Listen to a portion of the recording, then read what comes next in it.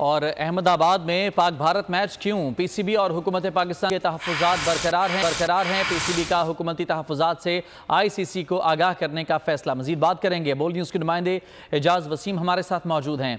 एजाज, बताइएगा क्या फैसला किया गया है हुकूमत पाकिस्तान और पीसीबी से?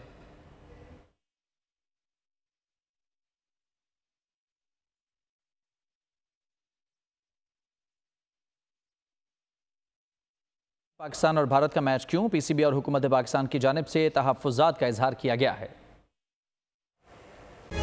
तारीख का अमीन,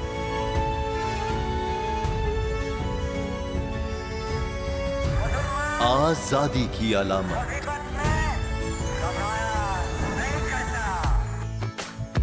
हुस्न का आईनादार, फिक्रो नजरिए की अक्कास, सरफराजी का गवाह, यानी हम सबका निगहबान पाकिस्तान।